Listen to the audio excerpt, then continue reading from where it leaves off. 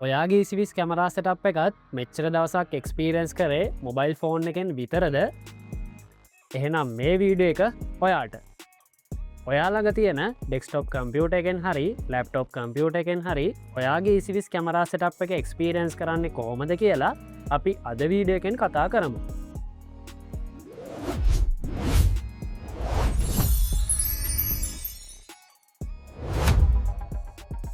මම දැන් මුලින්ම අපේ කම්පියුට එකේ Google Chrome වෙබ් බ්‍රවුසර් එක ඕපන් කරගන්නවා.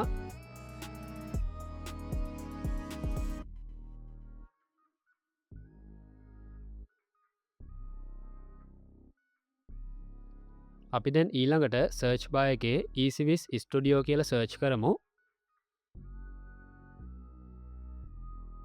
සර්ච් රිසල්ට් එක අපිට මෙන්න මේ විදිහට දකින්න පුළුවන්. රිසල් පේජ් එකේ මුලින්ම තියෙන ලින්ක් එකෙන් මං අදාළ EasyWiz වෙබ් පේජ් එකට ලොග් වෙනවා.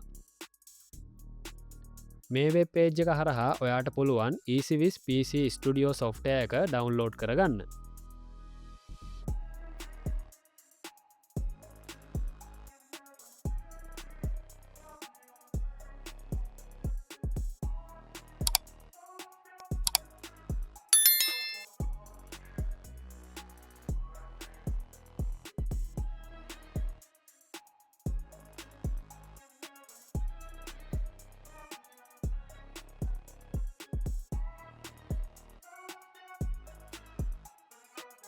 දැන් ඔයාලට පේනවා ඇති මම EasyWiz PC Studio software එක ඩවුන්ලෝඩ් කරගත්තා.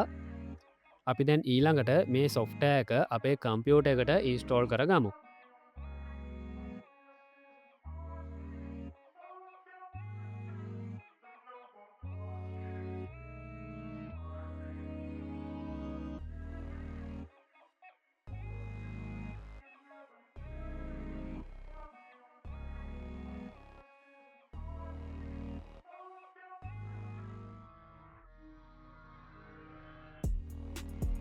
අපි දැන් ඊළඟට Windows Defender Firewall එක සඳහා access ලබා දෙනවා.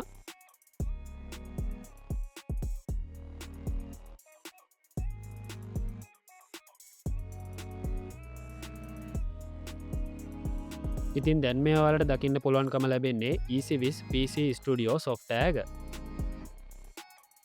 අපි දැන් ඉන්නේ EasyWiz PC Studio software එකේ login interface එකේ.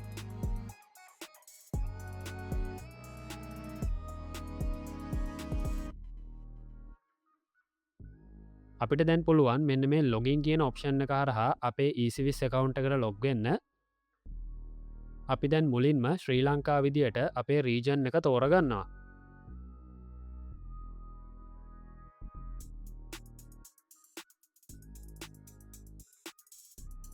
EasyWiz app එක නිර්මාණය කරගන්න අපි පාවිච්චි කරපු ඊමේල් ඇඩ්‍රස් එක හෝ ෆෝන් නම්බර් එක පාවිච්චි කරලා අපිට පුළුවන් EasyWiz PC Studio software එකට ලොග් වෙන්න.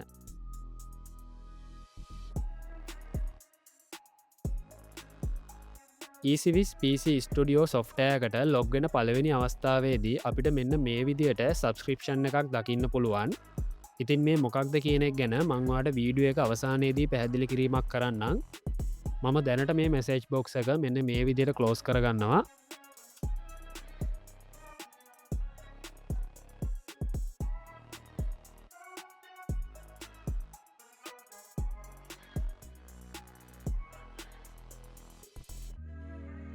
අපිට දැන් මෙන්න මේ මයි කැමරා කියන ඔප්ෂන් එකට ආවහම දැනට කනෙක්ට් කරලා තියෙන කැමරා මොනවද කියලා මෙන්න මේ විදියට ඇප් එකේ දකින්න පුළුවන්. දැනට ඔන්ලයින් තියෙන කැමරා මොනවද ඕෆ්ලයින් තියෙන කැමරා මොනවද කියලා අපිට වෙන වෙන වශයෙන් මෙහිදී බලා ගන්න පුළුවන්.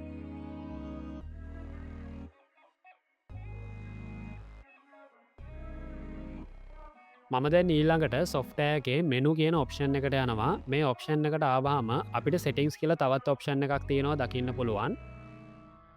EasyWiz PC Studio එක පාවිච්චි කරලා අපි බැකප් එකක් ලබා ගන්නවා නම් ඒ බැකප් සේව් වෙන්න ඕන ස්ථාන ඒ වගේම ඉමේජ් එකක් ලබා ගන්නවා නම් ඒ ඉමේජ් සේව් වෙන්න ඕන ස්ථාන අපිට මෙන්න මේ settings option එක යටතේ වෙනස් කරගන්න පුළුවන්.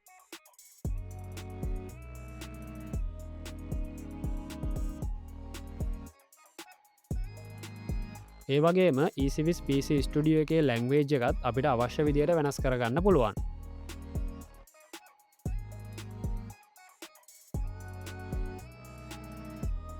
මම දැන් ඊළඟට සූදානම් වෙන්නේ ECVIS PC Studio ඇපලිකේෂන් එකේ කැමරාවක් ඕපන් කරගන්න. කැමරාවක් ඕපන් කරගන්න පළවෙනි අවස්ථාවේදී අපිට අනිවාරයෙන්ම මෙන්න මේ විදියට වෙරිෆිකේෂන් කෝඩ් එක ඇප්ලයි කරන්න සිද්ධ වෙනවා. කැමරාවට අදාළ වෙරිෆිකේෂන් කෝඩ් එක කැමරාවේ පිටුපස සඳහන් කරලා තියෙනවා. එහෙම නැත්තං ඔයාට පුළුවන් ඔයාගේ ECVIS මොබයිල් ඇප් එකට ගිහිල්ලා අදාළ ඩිවයිස් එක ඕපන් කරලා සෙටිංස් යටතේ තිබෙන ඩිවයිස් ඉන්ෆෝමේෂන් කියන ඔප්ෂන් එකෙන් ඔයාගේ කැමරාවේ වෙරිෆිකේෂන් කෝඩ් එක බලාගන්න. අපිට දැන් පුළුවන් මෙන්න මේ විදියට ECVIS කැමරාව ECVIS PC Studio app එකෙන් එක්ස්පීරියන්ස් කරන්න.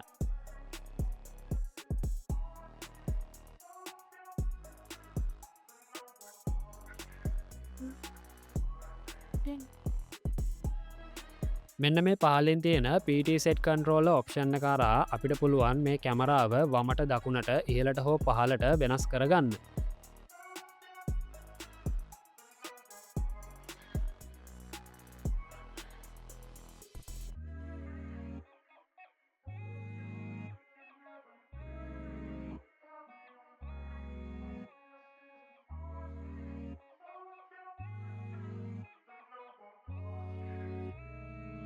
ඒ වගේම ලයිව් වීඩියෝ එක පෝස් කරගන්න අපිට මෙන්න මේ බටන එකෙන් පුළුවන්.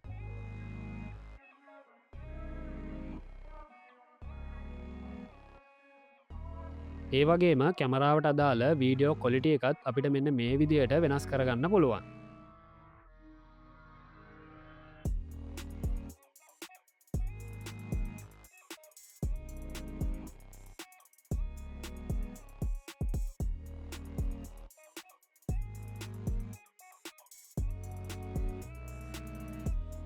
කැමරාවට අදාළව තිබෙන 2way ටෝක් පහසුකම ලබාගන්න අපිට මෙන්න මේ මයික්‍රොෆෝන් බට්න එක පාවිච්චි කරන්න පුළුවන්.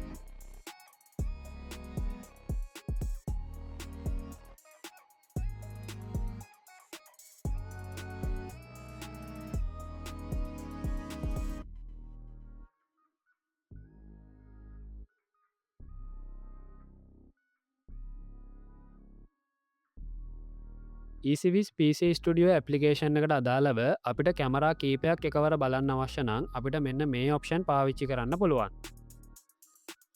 ඒ වගේම අදාළ කැමරාව අපිට සම්පූර්ණ ස්ක්‍රීන් එකේ බලන්න අවශ්‍ය නම් අපිට මෙන්න මේ ඔප්ෂන් එක ඒ සඳහා පාවිච්චි කරන්න පුළුවන්.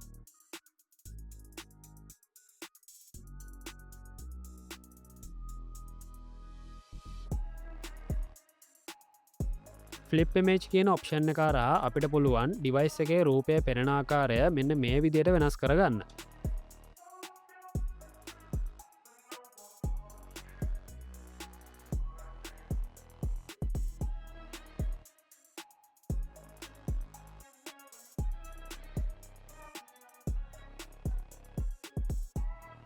ඉතින් ඔයාලට දැන් මේ දකින්න පුළුවන්කම ලැබෙන්නේ මේ කැමරාවට අදාළ ලයිව් view එක. මෙන්න මේ ගැලරි කියන ඔප්ෂන් එක කරහා අපිට පුළුවන් මේ කැමරාවට අදාළව තිබෙන වීඩියෝ ප්ලේබැක් එක බලන්න.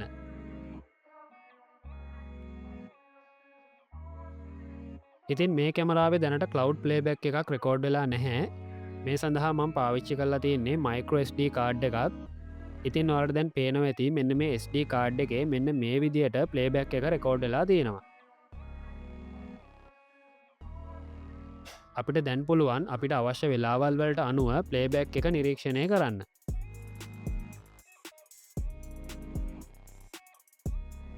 ඒ වගේම මෙන්න මෙතනින් පෙන්වන කැලෙන්ඩර් ඔප්ෂන් එක කරහා අපිට පුළුවන් අදාළ කැමරාවේ රෙකෝඩ් වෙලා තියෙන දවස් වෙන්වෙන් වශයෙන් තෝරගන්න. අපිට ප්ලේබැක් එක නරඹන්න අවශ්‍ය දිනය මේ කැලෙන්ඩර් එක මගින් තෝරලා මෙන්න මේ හරහා සර්ච් කර බැලීමේ හැකියාව තියෙනවා.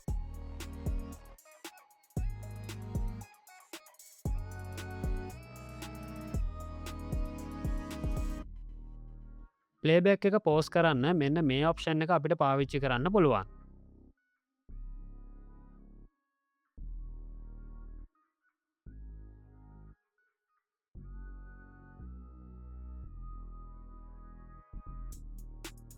ඒවගේම ප්ලේබැක් එකේ යම් රූපයක් අපිට ස්නප්ෂොට් එකක් විදිට හෝ ස්ක්‍රීන් ෂොට් එකක් විදිර ලබාගන්න අවශ්‍ය නම් අපිට මෙන්න මේ ඔප්ෂන් එක පාවිච්චි කරන්න පුළුවන්.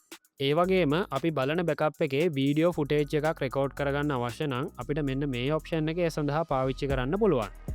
අපි ලබාගන්න ස්නප්ෂොට් වගේම වීඩියෝ ෆුටේජස් අපේ පරිගණකේ සේව් වෙනවා.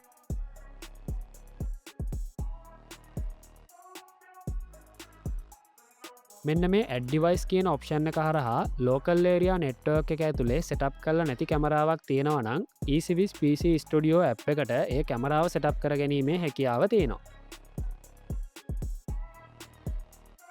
මම දැන් ඔයාලට මේ ECVIS PC ස්ටඩියෝ ඇපලිකේෂන් එකේ දකින්න තියෙන විශේෂ ඔප්ෂන් එකක් ගැන පැහැදිලි කිරීමක් කරන්න. ඔයාලට දැන් මේ දකින්න ලැබෙන ඩිවයිසස් ඔන් ලෑන් කියන ඔප්ෂන් එක හරහා අපිට පුළුවන් ලෝකල් ඒරයා නෙට්වර්ක් එක ඇතුළේ සෙටප් කරලා තියෙන ECVIS කැමරාවක් අමතර ඩේට ගාස්තුවක් නැතුව ලයිව් වීව් එක අපිට අවශ්‍ය වෙලාවක් නරඹන්න.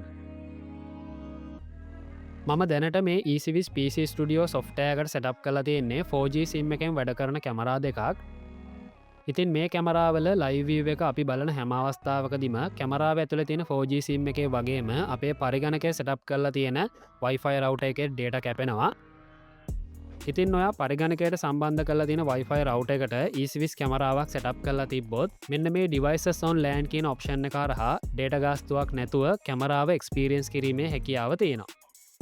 ECVIS mobile application එකේ වගේ advanced settings අපිට මේ app එකේ දකින්න පුළුවන්කම ලැබෙන්නේ නැහැ. අපිට සරල බේසික් ෆංශන්ස් කීපයක් විතරයි මේ ECVIS PC ස්ටඩියෝ එක යටතේ එක්ස්පීරියන්ස් කරන්න අවස්ථාව ලබා දීලා තියෙන්නේ. මම දැන් ඊළඟට ඔයාලට තවත් වැදගත් දෙයක් පෙන්වන්නම්. ඔයාලට මතක ඇති වීඩියෝ එක පටන් ගන්න අවස්ථාවේදී මම කිව්වා ඇප්ලිකේෂන් එකට ලොග් වෙන පළවෙනි අවස්ථාවේදී සබ්ස්ක්‍රිප්ෂන් එකක් ගැන. ඉතින් මම දැන් සූදානම් වෙන්නේ අන්නේ සබ්ස්ක්‍රිප්ෂන් එක ගැන ඔයාලට පැහැදිලි කිරීමක් කරන්න. සාමාන්‍ය විදියට අපි ECVIS PC ස්ටඩියෝ සොෆ්ටෑක සෙටප් කරගෙන කැමරාව එක්ස්පීරියන්ස් කරනවනම් අපිට වැඩි වේලාවක් මේ කැමරාව එක්ස්පීරියන්ස් කරන්න ඇප් එකෙන් අවස්ථාව ලබා දෙන්නේ නෑ.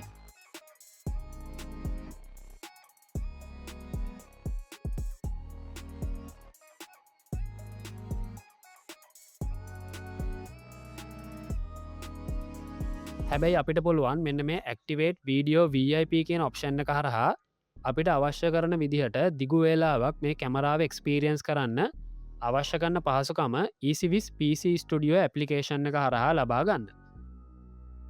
ඉතින් කෙනෙකුට අවශ්‍ය නම් මුදල් ගෙවීමක් කල්ලා ඒ පාසුකම ලබා ගැනීමේ හැකියාව ECVIS ආයතනය හරහා ලබා දීලා තියෙනවා.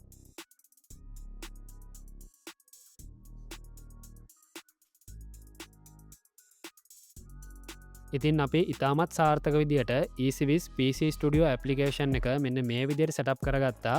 ඒවගේම අපිට පුළුවන් දැන් ECVIS PC ස්ටඩියෝ ඇපලිකේෂන් එක අපිට අවශ්‍ය විදියට එක්ස්පීරියන්ස් කරන්න. ඒවගේම මෙන්න මේ ලොගව් ඔප්ෂන් එක හරහා අපිට පුළුවන් අදාළ ECVIS account එකෙන් ලොගව් එන්න.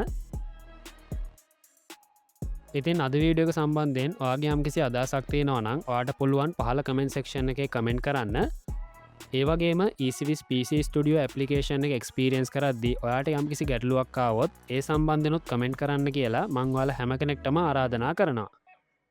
ඔයාලා තාමත් අපේ channel එක subscribe කරලා නැත්නම් පහළ තියෙන subscribe button එක click කරලා ඔයාට පුළුවන් අපේ channel එකත් එක්ක එකතු වෙන්න. ඒ වගේම අද වීඩියෝ එක හොඳයි නම් වීඩියෝ එකට like කරන්නත් තව කෙනෙක්ට බලන්න share කරන්නත් අමතක කරන්න එපා. ඉතින් මම දැන් සූදානම් වෙන්නේ අද වීඩියෝ එකෙන් මෙන්න මේ විදියට සමුගන්න. මේ වගේ තවත් වැදගත් වීඩියෝ එකකින් නැවතත් ඔයාලව හමුවීමේ බලාපොරොත්තුවෙන් මම සමුගන්නවා. ඔයාලා හැම කෙනෙක්ටම සුබ දවසක්.